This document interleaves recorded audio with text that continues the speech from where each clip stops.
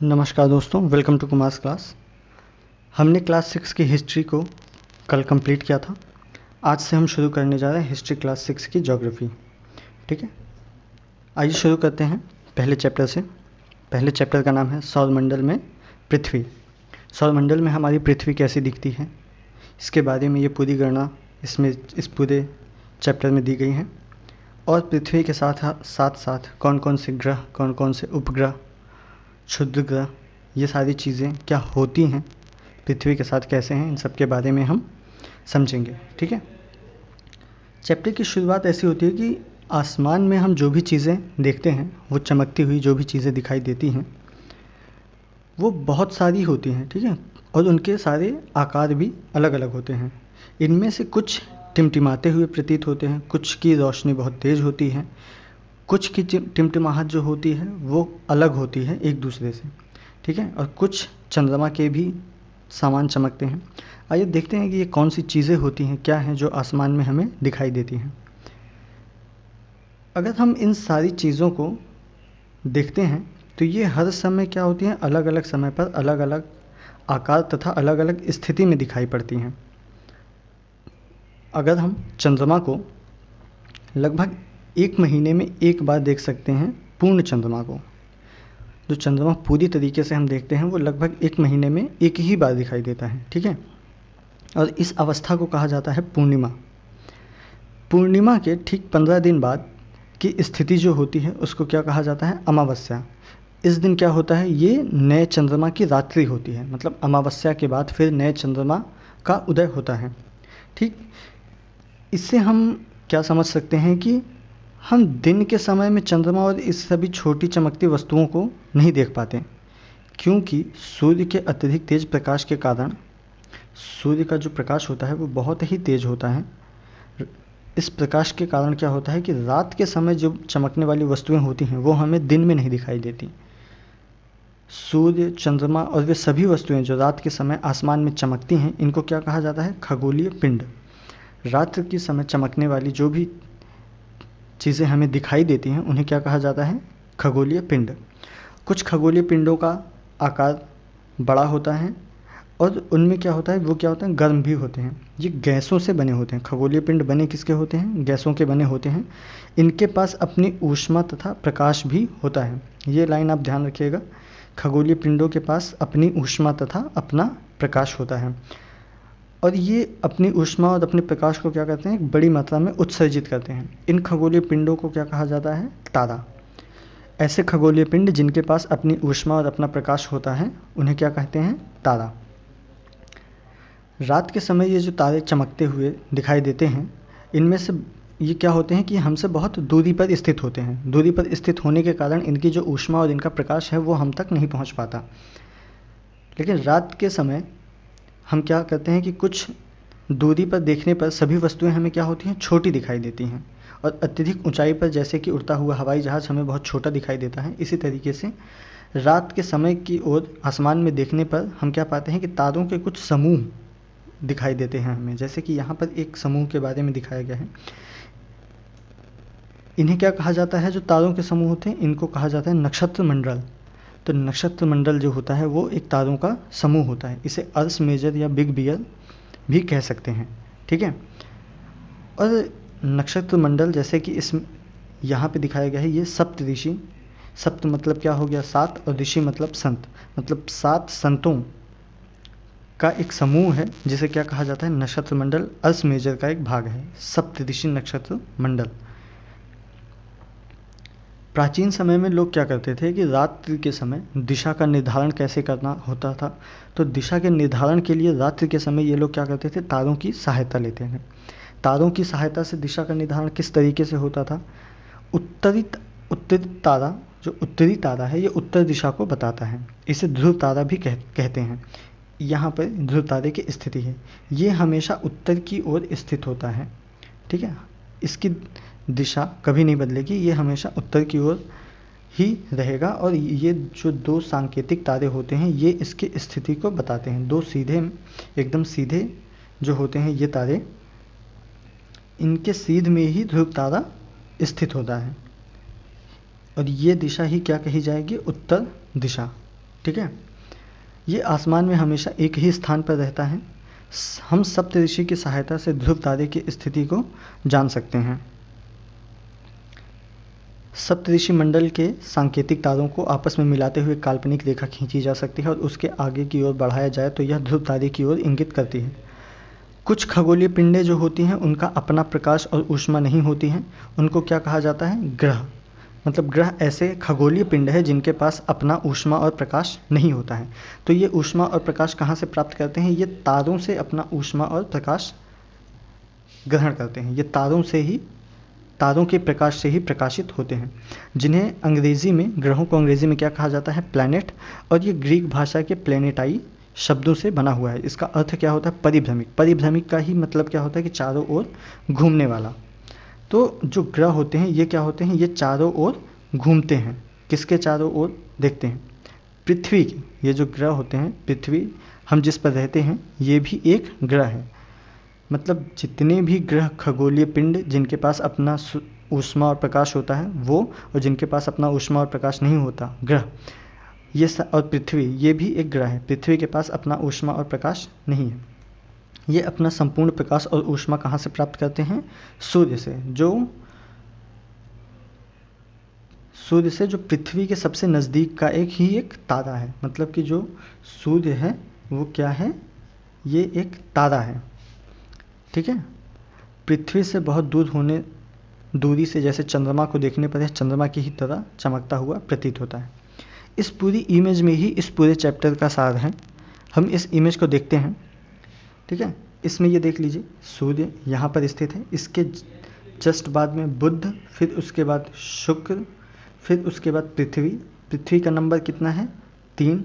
ठीक है, पृथ्वी नंबर 3 पर है। फिर मंगल। ये एक पट्टी बनी हुई है, इसके बारे में भी अभी हम जानते हैं, इसे क्या कहते हैं। फिर इस पट्टी के बाहर भी कुछ ग्रह दिखाई देते हैं, जैसे कि बृहस्पति, शनि, यूरेनस और नेपच्यून। इन सारे ग्रहों को अगर हम ध्यान से देखें, जो ये अंदर के ग्रह हैं, इन सबको कहा जाता है आंतरिक ग्रह। बुध, शुक्र, पृथ्वी, मंगल और इन ग्रहों को क्या कहा जाता है? बाह्य ग्रह। ये एक पट्टी दिखाई दे रही है, ये भी क्या होते हैं? ग्रह होते हैं। क्षुद्र ग्रह मतलब छोटे ग्रह होते हैं। ठीक है। अब यहाँ पे हम देखने की कोशिश करते हैं कि जो बुध है, सूर्य के चारों ओर एक परिक्रमा ये कितने दिन में करता है? बुध 28 दिन में करता है। शुक्र 255 दिन में। और पृथ्वी जो होती है वो सूर्य का चक्कर कितने दिन में लगाती है? 365 दिन में। 365 दिन में पृथ्वी सूर्य का चक्कर लगाती है और अपने अक्ष पर घूर्णन जो करती है पृथ्वी, वो एक दिन में करती है। अपने अक्ष पर मतलब पृथ्वी एक ही स्थान पर रहेगी और घूमती हुई रहेगी। ठीक, ये क्लॉकवाइज। मंगल जो होता है उसको एक दिन, एक परिक्रमा करने में सूर्य का कितना लग जाता है? 687 दिन लग जाते हैं। बृहस्पति को कितना दिन लग जाता है एक घूर्णन करने में? लगभग 12 साल का समय लगता है बृहस्पति को। और शनि को कितने समय का लगता है? 29 साल। यूरेनस को 84 साल। और नेपच्यून को कितना समय लगता है? लगभग 164 साल। तो ये पृथ्वी से, ये सूर्य के चक्कर लगाने में इन सारे ग्रहों को इतना समय लगता है। ठीक है। और आसमान में दिखने वाला चंद्रमा भी क्या है? ये भी एक उपग्रह है। ये हमारी पृथ्वी का सहचर है, मतलब पृथ्वी के ही साथ घूमने वाला। इसके चारों ओर चक्कर लगाता है, पृथ्वी के चारों ओर चक्कर लगाता रहता है चंद्रमा। और हमारी पृथ्वी के समान 7 अन्य ग्रह हैं जो सूर्य से प्रकाश एवं ऊष्मा प्राप्त करते हैं। उनमें से कुछ के पास अपने चंद्रमा भी हैं। इस पूरी इमेज को आप एक बार ध्यान से देखेंगे पॉज करके, तो आपको सारी इन्फॉर्मेशन इस पूरी इमेज में मिल जाएगी। अब सौरमंडल किसे कहते हैं? सौरमंडल, आइए देखते हैं कि सौर का मतलब क्या होता है। सौर जो शब्द है इसका अर्थ होता है सूर्य से संबंधित, इसलिए सूर्य के परिवार को ही क्या कहा जाता है? सौर मंडल, या इंग्लिश में सोलर सिस्टम। ये एक रोमन शब्द कह सकते हैं इसको, रोमन कहानियाँ हैं उन्हीं से लिया गया है। सौर मंडल होता क्या है कि सूर्य और ये सारे 8 ग्रह, उपग्रह और कुछ जो अन्य खगोलीय पिंड होते हैं जैसे क्षुद्र ग्रह छोटे छोटे, और कुछ जो उल्का पिंड होते हैं, इन सबको ही मिलाकर सौरमंडल का निर्माण होता है। ठीक है। उसे हम क्या कह सकते हैं? सौर परिवार का नाम दे देते हैं। और इन सब का मुखिया क्या होता है? सूर्य, मतलब सूर्य सबका मुखिया है और इसके आसपास के जितने भी 8 ग्रह, उपग्रह, खगोलीय पिंड और शुद्ध ग्रह उल्का पिंड, इन सब को मिलाकर क्या कहा जाएगा? सौर मंडल, मतलब सूर्य का परिवार। सूर्य होता क्या है? सूर्य सौरमंडल के केंद्र में स्थित है और यह बहुत बड़ा है और अत्यधिक गर्म गैसों से बना हुआ है। इसका खिंचाव बल इसको सौरमंडल में बांधे रखता है। सूर्य जो है वो सौरमंडल के लिए प्रकाश एवं ऊष्मा का एकमात्र स्रोत है। सूर्य के अलावा सौरमंडल में प्रकाश और ऊष्मा का कोई भी स्रोत उपलब्ध नहीं है। लेकिन ये अत्यधिक तेज और गर्म महसूस हमें नहीं होता। इतनी ऊष्मा और प्रकाश इसमें होने के बाद भी ये हमें इतना महसूस नहीं होता। क्यों? क्योंकि इसकी दूरी जो है पृथ्वी से वो लगभग 15 करोड़ किलोमीटर है। ठीक है, सबसे नज़दीक का तारा होने के बावजूद भी ये हमसे लगभग 15 करोड़ किलोमीटर दूर है। ग्रह क्या होते हैं? सौरमंडल में 8 ग्रह हैं सूर्य से दूरी के अनुसार: बुध, शुक्र, पृथ्वी, मंगल, बृहस्पति, शनि, यूरेनस और नेपच्यून। यहाँ पे कुछ वर्ड दिए गए हैं, इसके सहायता से हम इन सबको याद कर सकते हैं कि my very efficient mother just served us nuts. इन शब्दों की सहायता से हम सूर्य से दूरी के हिसाब से सारे ग्रहों को याद कर सकते हैं। अब यहाँ पे देखते हैं कि जियोलॉजी शब्द की उत्पत्ति कैसे हुई थी। कुछ शब्द की उत्पत्ति के बारे में यहाँ दिया है कि जियो का शब्द ही होता है कि पृथ्वी, और लॉजी का मतलब होता है कि अध्ययन, मतलब जियोग्राफी क्या है? ये अंग्रेजी का शब्द है, ग्रीक भाषा से लिया गया है, जिसका अर्थ है पृथ्वी का विवरण। 2 ग्रीक शब्दों से मिलकर बना है जियो, जिसका अर्थ होता है पृथ्वी, एवं ग्राफिया का अर्थ क्या होता है? लिखना, मतलब पृथ्वी के बारे में लिखना। अब सौरमंडल हो गया, ग्रह हो गए। ठीक है, ग्रह के बाद आइए देखते हैं कि सौरमंडल में सभी 8 ग्रह एक निश्चित पथ पर सूर्य का चक्कर लगाते हैं। ये चक्कर, इनका रास्ता कैसा? दीर्घवृत्ताकार। दीर्घवृत्ताकार का मतलब कुछ इस तरीके का। ठीक है, बीच में यहाँ पे सेंटर में यहाँ पे सूर्य होगा इस जगह पे, और इसके चारों ओर ये ग्रह यहाँ पे चक्कर लगाते रहेंगे, दीर्घवृत्ताकार। इसको कहते क्या है? ये कक्षा कहलाते हैं। जो बुध है वो सूर्य के सबसे नज़दीक है, मतलब अगर देखा जाए तो यहाँ पे इस तरीके से देखा जाए, यहाँ सबसे बुध है, बाकी ग्रह इसके बाद। और अपनी कक्षा में सूर्य के चारों ओर एक चक्कर लगाने में इसे केवल 88 दिन का समय लगता है। शुक्र को पृथ्वी का जुड़वा ग्रह माना जाए। जुड़वा ग्रह क्यों? क्योंकि ये आकार और आकृति में पृथ्वी के ही समान है।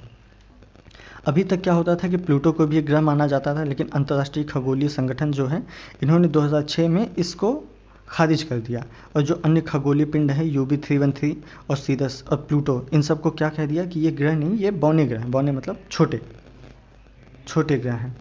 पृथ्वी के बारे में क्या दिया गया है? पृथ्वी के बारे में कि सूर्य से दूरी के हिसाब से पृथ्वी जो है ये तीसरा ग्रह है और आकार में यह पाँचवा सबसे बड़ा ग्रह है। आकार में देखा जाए तो पृथ्वी पाँचवा सबसे बड़ा ग्रह है।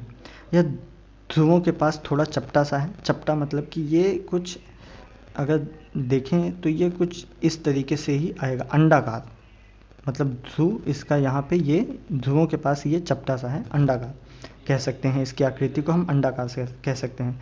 या भू आभा का मतलब का पृथ्वी के ही समान। भू आभा का अर्थ है पृथ्वी के समान आकार। जीवन के लिए अनुकूल जो परिस्थितियां हैं वो केवल पृथ्वी पर ही पाई जाती हैं। पृथ्वी ना तो बहुत अधिक गर्म है और ना ही अधिक ठंडी है। यहाँ पर पानी और वायु दोनों उपस्थित हैं, जो हमारे जीवन के लिए बहुत ही आवश्यक हैं। वायु में जीवन के लिए आवश्यक गैसें जो ज़रूरी होती हैं, जैसे कि ऑक्सीजन, नाइट्रोजन, ये सारी पृथ्वी में ही पाई जाती हैं। पृथ्वी जो है ये सौरमंडल का सबसे अद्भुत ग्रह माना जाता है। पृथ्वी को जब हम अंतरिक्ष से देखते हैं तो ये पूरा नीले रंग का दिखाई देता है। ऐसा होता क्यों है? क्योंकि यह 2/3 सतह पानी से ढकी हुई है, इसलिए इसे क्या कहा जाता है? नीला ग्रह भी कहा जाता है। चंद्रमा के बारे में जो जानकारियाँ दी गई हैं, इसे क्या कहते हैं कि चंद्रमा पृथ्वी के पास केवल एक उपग्रह है। हमारी पृथ्वी जो है उसके पास केवल एक उपग्रह है, वो है चंद्रमा। इसका व्यास जो है पृथ्वी के व्यास का आधा।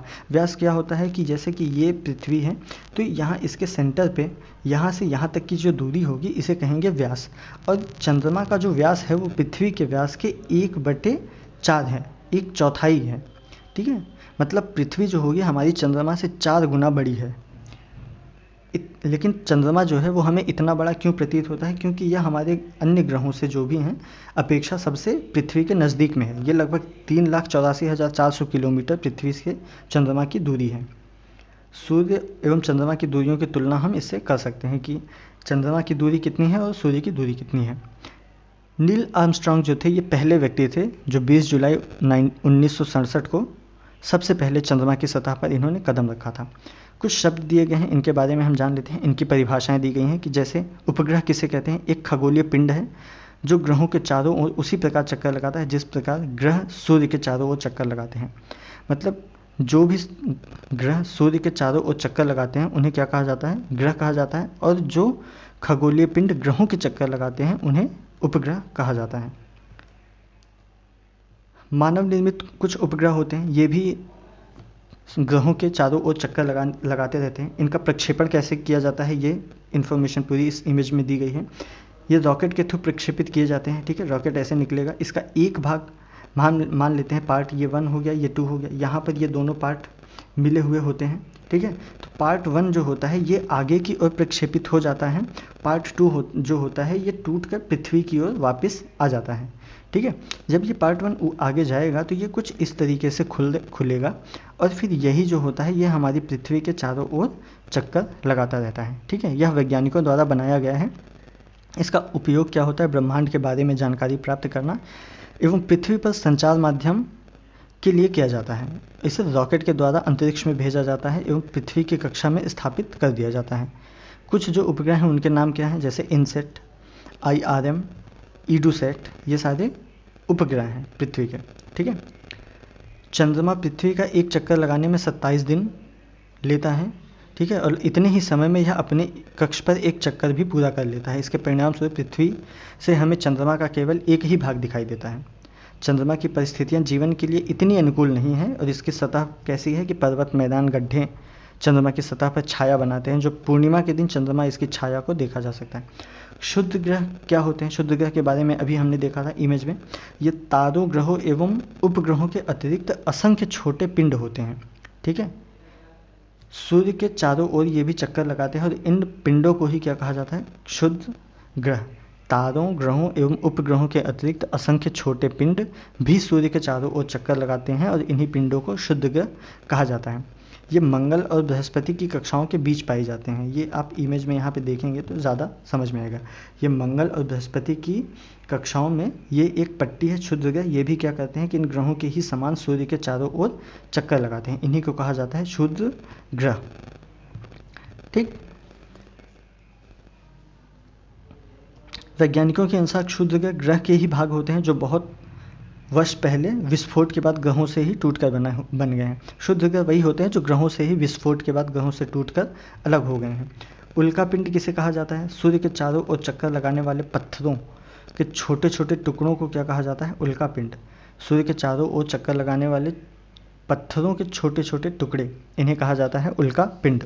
कभी कभी ये उल्कापिंड पृथ्वी के इतने नज़दीक आ जाते हैं कि इनकी प्रवृत्ति गिरने जैसी होती है, लेकिन ये इतनी स्पीड में पृथ्वी की ओर आते हैं कि ये जल जाते हैं। इसीलिए हमें कभी कभी आकाश में चमकता हुआ कुछ दिखाई देता है। जैसे हम कभी कभी देखते हैं, कहते हैं कि टूटता हुआ तारा। कभी कभी तारे टूटते हैं, पृथ्वी की ओर गिरते हैं, या फिर कुछ ऐसे ही उल्कापिंड जो पृथ्वी की ओर गिरते हैं उनमें बहुत ही ज़्यादा रोशनी होती है। ठीक है, लेकिन जब ये पृथ्वी पर गिरते हैं तो धरातल पर बहुत गड्ढे कर देते हैं। इन तारों वाले खुले आकाश में एक ओर से दूसरी ओर तक फैली एक सफ़ेद चौड़ी पट्टी की तरह एक चमकदार रास्ते को देखा है। ये कुछ ऐसे इस तरीके से आप देखेंगे तो एक सफ़ेद चमकदार एक पट्टी दिखाई देती है। यहाँ इसके अंदर बहुत सारे तारे मौजूद हैं और इन सभी तारों के समूह को ही क्या कहा जाता है, आकाशगंगा, या इंग्लिश में इसे कहते हैं मिल्की वे। यही हमारा सौरमंडल, जो हमारा सौरमंडल है ये यहीं पर कहीं एक छोटा सा होगा सौरमंडल, बहुत छोटा सा। इस पूरी आकाशगंगा में ऐसे ही असंख्य सौरमंडल पाए जाते हैं। मतलब बहुत सारे सौरमंडल इस आकाशगंगा में ऐसे पाए जाएंगे।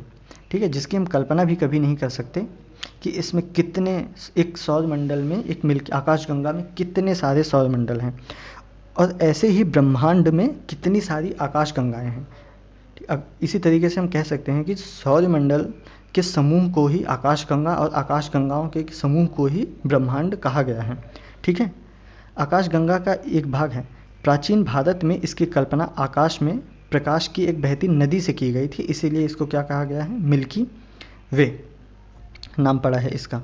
ठीक है, तारों, बादलों और गैसों की एक प्रणाली है। आकाशगंगा में ही करोड़ों तारे, बादल और गैसों की एक प्रणाली है। इस प्रकार लाखों आकाशगंगाएं मिलकर एक ब्रह्मांड का निर्माण करती है। अभी हमने जैसे देखा, हम इस इमेज की सहायता से समझ सकते हैं कि ये हमारी पृथ्वी के अंदर एक छोटे से हम हैं। इस पृथ्वी के अंदर हम बहुत सारे मनुष्यों को मिलाकर पृथ्वी की रचना, मनुष्य, जानवरों या वातावरण को मिलाकर ये क्या हुई, पृथ्वी की रचना हुई। ऐसे ही बहुत सारे ग्रह पृथ्वी के ही समान जो थे, इन सबको मिलाकर सौरमंडल की रचना हुई। फिर ऐसे ही बहुत सारे सौरमंडलों को मिलाकर आकाशगंगा की रचना होती है, और ऐसे कई लाखों आकाशगंगाओं को मिलाकर हम ब्रह्मांड की रचना कर सकते हैं। ठीक है, यहीं पर हमारे क्लास 6 का ज्योग्राफी का चैप्टर 1 समाप्त होता है। अगर आपको चैप्टर समझ में आ रहे हैं, पसंद आ रहे हैं वीडियोस, तो आप लाइक कीजिए, अपने दोस्तों के साथ शेयर कीजिए, चैनल को सब्सक्राइब करना मत भूलिएगा। ठीक है, और भी जो भी आपकी क्वेरीज़ हों आप कमेंट बॉक्स में लिख सकते हैं, बता सकते हैं। आप हमें इंस्टाग्राम पे फॉलो कर सकते हैं, मेल कर सकते हैं, जो भी आपको पसंद हो, जिसके थ्रू आप हमसे कांटेक्ट कर सकते हैं। ठीक है, यहीं पे चैप्टर समाप्त होता है। धन्यवाद।